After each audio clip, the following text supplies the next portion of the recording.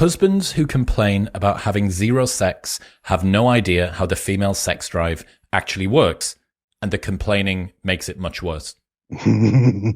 My favorite thing is when couples come in and they haven't had sex in a year, and I ask why, and she looks at him and says, because he hasn't asked. And he says, well, I kind of hinted and you just never seemed interested. And she says, well, when was the last time you spent time with me? Well, why would I spend time with you if you're not having sex with me? And that right there is exactly the spiral. Women, after 1 year, their sex drive switches from bonding with you mode to long-term stability and mate retention. If you have given her the adequate emotional bonding, and if she has decent enough, secure enough attachment to receive that bonding, her sex drive will go way up because her brain says, keep this man around and have as many of his babies as I can. We must have 15 babies in the next week. That's what her brain will say. And I've seen couples, I've worked with couples in their 60s who come in, and sorry for this mental image, but they come in having very little sex and they leave after a few sessions having sex 3 or 4 or 5 times a week in their 60s because they improve their actual emotional intimacy, which leads to better non-sexual physical intimacy, which then leads overwhelmingly to sexual physical intimacy. It should begin in your emotional bonding and connection. It will drive her sex drive through the roof, and she will not only be receptive to you, she will be chasing you through the house. Yeah, you had another tweet that said, at about 6 to 12 months into a relationship, the female sex drive switches from attraction and bonding to long-term stability. That means emotional intimacy, trust, and predictability. Mm-hmm. Many couples lack these 3 things, so her sex drive tanks. Neither person fully gets why. So many women that I work with do not understand how their own sex drive works. I have clients who come in and they say, Adam, I don't know why I don't have a high sex drive. I just feel like my husband is mad at me for not having sex with him, but I just kind of don't want to. What's the problem? And I say, well, you don't want to because he's not doing what he's supposed to be doing as your husband. And they say, oh, thank you for saying that. And I say, okay, well, what would it take? Well, I don't know, just like maybe more time together. And so we run through a list of exactly like 12 to 15 things of what spending time together should look like. And then we give him a measurable list of do this, do this, do this, do this often, this amount of time, this level, do this. And they do it for a week or two. And all of a sudden her sex drive goes through the roof and they're very happy.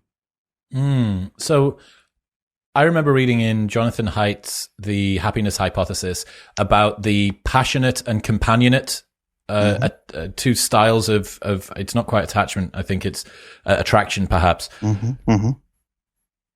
Is there an equivalent for men?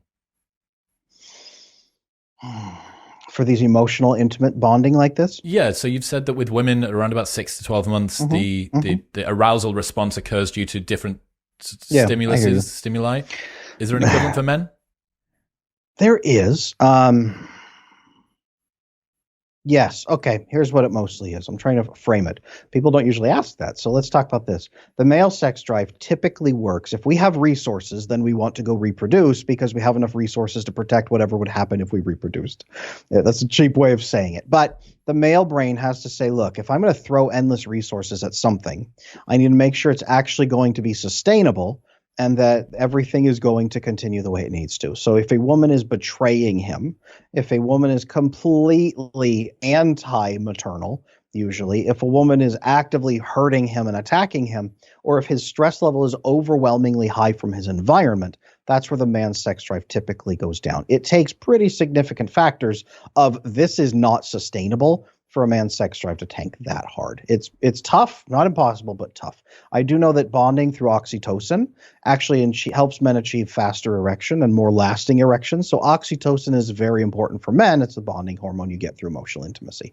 But it is very important, but men can still endure without it. It takes a lot to turn off the male sex drive. We're a little bit more simple creatures, I think, than when it comes to that. What was it that you taught me about the role of vasopressin for men during sex? So the research shows that when men have orgasms, it works a little bit different than how women have orgasms. Women will have orgasms, and their orgasm happens largely due to an overwhelming supply of oxytocin that causes massive constrictions through the uterus, and same hormone that causes labor and birth. We have a synthetic version that we use called Pitocin that actually induces labor. It's synthetic oxytocin. And women flood with that during sex, and that's what leads to one orgasm, which then leads to another, and then leads to 10, and then leads to her having a toe tag because she's died. But that's what it's supposed to be. Men have one orgasm if they get any. And oxytocin may or may not affect the male brain as much as it does the female brain. It seems to more be there to move the semen along. And he may bond a bit with you through oxytocin, but men have far more receptors for vasopressin. Vasopressin is the hormone responsible for bonding when you achieve a mission together. You solve a problem together. You accomplish a goal together. Men are goal-oriented. Who could have predicted that? If he accomplishes in sex with you and says, we're going to give you 10 orgasms, most women respond by saying, no, let's not do that. Or why the arbitrary number? He is actually setting a goal with you, wants to achieve it, and wants to high five with you. And that is actually going to bond him to you more than his own orgasm is going to bond him to you. If you go with him and accomplish a mission together, that's going to be what does it. So a failure of cross-sex mind reading in that women wouldn't understand why they would create some arbitrary number of this is how many pumps you're going to give me before we finish, or this is how long it's going to last for, or this is how whatever else it is. Saying that to a woman is unlikely to cause her to have any additional bonding with you. But to a man, placing some sort of challenge in front of him that he can get to achieve whilst also having sex. Sex bit's good, but achieving the... Yes. Okay, so... Together as a team, you achieve that, by the way. That's the vasopressin piece. Your brain says, we did this as a team. What else can we do as a team too? And it makes his brain say, I want to work with you to solve other problems as well, because now I have proven that you are a good, trustworthy ally in my life. That's the key right there. What is the takeaway lesson for women in the bedroom with regards to vasopressin and maximizing that for men? Stop not asking for orgasms.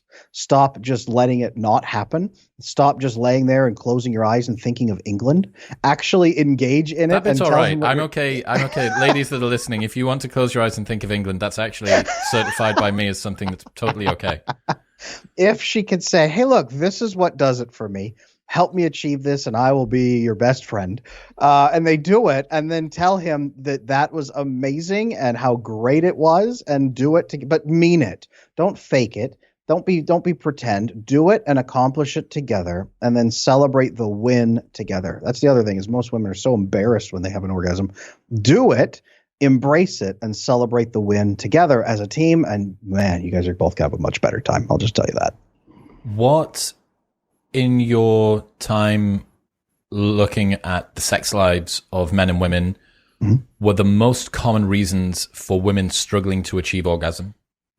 Usually because they have their own attachment issues. So they're either avoidant where they fear oxytocin. So you'll see them pull away during physical intimacy. They will prefer to be facing away from you during sex so that there's not physical, emotional intimacy. They will pull away after sex, get their clothes on really fast and try to pull away. And they are not comfortable with that closeness. That's one big one that I work on is oxytocin aversion, usually through avoidant attachment. The other is anxious attachment. So they're massively insecure. They are doing the sexual act to try to please their partner. It's not like they're a prostitute. They're trying to make their partner feel good and feel joyous and loving so their partner won't abandon them. They are trying to be useful to their partner. Sex then is a performance. It's an act to make their partner feel good. They are absolutely not focused on their own sex drive at all. What's happening, people? If you enjoyed that, then press here for the full unedited episode. And don't forget to subscribe. Peace.